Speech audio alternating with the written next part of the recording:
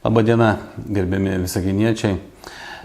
Šiandien tiesiog papasakosiu šiek tiek apie mūsų praėjusią tarybą.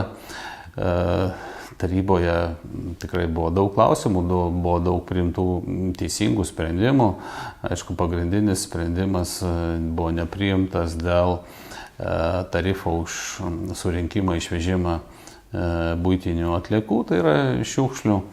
Ir, žinot, dažnai būdavo netgi juokinga, kada klausaisi argumentus arba klausai klausimus tarybos narių.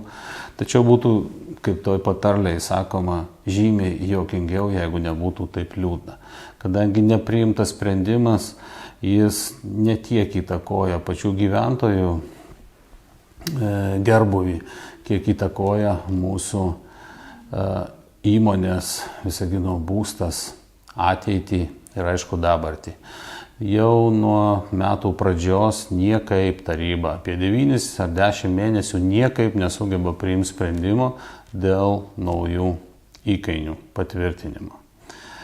O tai reiškia, kad Visagino būstas šiuo atveju neša nuostolius. Neša nuostolius ir tampa ta veikla tiesiog nuostolinga.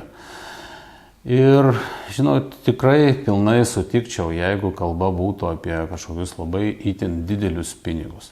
Visa tai yra manipuliacijos, kad tai yra 200 tenai ar 120% pabrangimas. Taip, tikrai taip, jeigu imt nuo 3 eurų kainos ir pakyla iki ten 5 eurų, tai jau ten 100 su trupučiu procentų padidėjimas.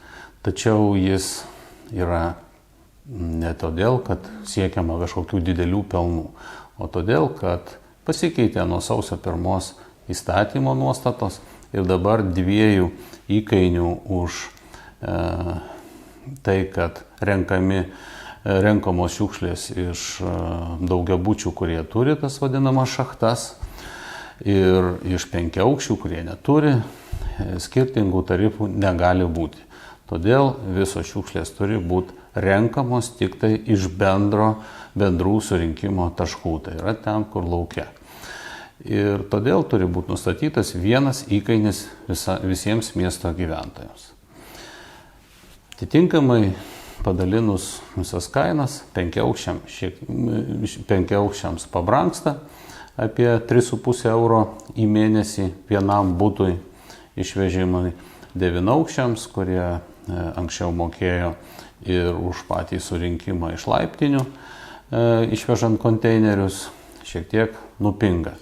Tačiau 9-aukščiams reikės apsispręsti. Jie ateityje naudos tą šiukšlių šachtą ar nenaudos ir nešios taip kaip ir 5-aukščiai į bendras surinkimo vietas.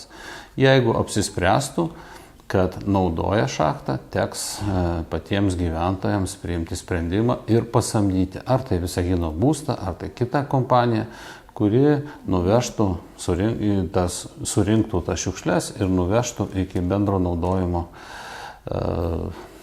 konteinerių, kadangi ta paslauga jau yra tiesiog tokia komercinė.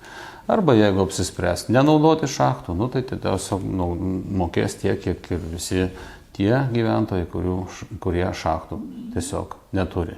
Man atrodo, tai yra labai paprasta aritmetika, labai lengvai suprantama, tačiau tarybos nariai, nepriimdami sprendimo, rizikuoja žymiai didesniais dalykais. Didesniais dalykais tą turiu omeny, kad Visagino būsto pačia veikla. Ir jeigu taip ir toliau tęsis tokia nuostolinga veikla, mes rizikuojame prarasti mūsų įmonę. Mūsų įmonę, kuriuo šiuo metu galime naudotis, galime tikrinti jos efektyvumą ir taip toliau. Ir aišku, mūsų visaginiečių gyventojų darbo vietomis. Kada diskusija eina, kad ten galima pamažinti iki 10% tą tarifą, tai nepamirškime, apie ką kalbam. Tai tas 10% tai yra centai. 10, 20, 30, iki 70 centų tarifas per mėnesį. Tačiau kitoje svarstyklių lėkštėje stovi visos įmonės ateitis. Mūsų gyventojų, taip pat mūsų bendruomenės narių ateitis. Kiti klausimai taryboje buvo priimti, buvo daug, kaip ir sakiau, tokių juokingų pastebėjimų ir taip toliau, tačiau turim, ką turim. Jau tikrai praėjo ir vasara ir noriu pasidžiaugti. Man atrodo, kad atšventėme miesto gimtadienį, miesto 50-metį tikrai gražiai. Ne tik gražiai, bet ir kultūringai ir, sakyčiau, šauniai. Noriu padėkoti visiems tiems, kurie prisidėjo prie šitos šventės. Organizatoriams, vykdytojams ir mūsų administracijos darbuotojams ir kultūros centro darbuotojams, akademijos, kitiems gyventojams, kurie savo iniciatyvomis džiaugiasi mūsų miestu. Ir aišku, visiems gyventojams, kurie lankėsi renginiuose, kurie džiaugiasi mūsų miestu, kad jis yra, kad jis gyvas ir jisai tikrai gyvuoja. Ir kada šiandien prieš rugsėjo 1 nueinu į mūsų mokyklas ir matau tai, ką kažkada pasakojau tik tai projektuose, ar tai tūkstantmečio mokyklos projektas, į kurį papuolė Verdenės mokykla, atgimimo ir žiburys, ir dabar matau, kokie rezultatai, kiek yra padaryta remontinių darbų, kiek yra investicijų padaryta į šitas mokyklas, ar tai yra geroji viltis ir draugystė, kurios mokyklos pateko į visos dienos mokyklos projektus.